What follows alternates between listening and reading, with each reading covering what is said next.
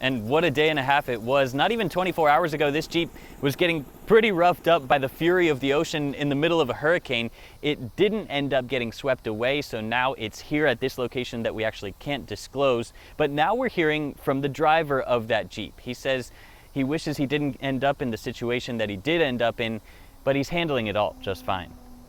Went out to the beach, go out on the sun for the sunrise, take a few pictures for our site, saltyproshop.com. And just got into a situation like this, so it's crazy. That's the story we've all been waiting to hear from the man we've all been waiting to hear it from. The man who drove out onto the beach, getting his cousin's Jeep stuck in the sand, is speaking out. That man and the Jeep's owner, who's his cousin, have already made Jeep Watch 2019 shirts. The owner's says owner on the sleeve, and his cousin's says cousin. It's just like a truck getting stuck on the beach, and now it's getting all around the world. He says when he got stuck, he realized he needed to get help. Panic, start calling tow places, figure out how I can get it off the beach. But no towing company was willing to come out in the middle of a hurricane, so the waiting began. And the viral sensation that turned into Jeep Watch 2019 also began.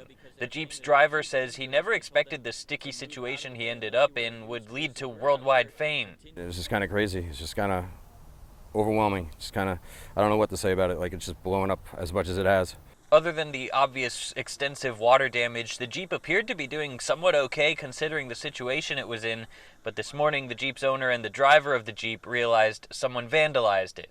Yeah, it's pretty messed up that, other people could see someone's property in the situation it's in and then just go and like punch holes in it and kick in the windshield. The Jeep's driver says he knows the internet is making fun of him for what he did, but he says he's okay with that. He says he'll move on from this just fine. This was a mistake. Definitely paying for it now. Now here's something you might actually find incredibly hard to believe about the Jeep here. So the battery actually still works.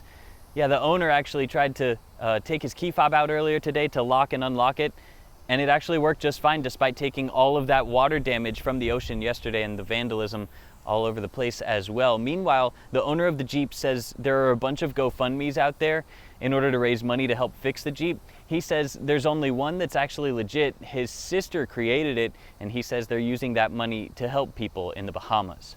Reporting in Myrtle Beach, Patrick Lloyd, WNBF News.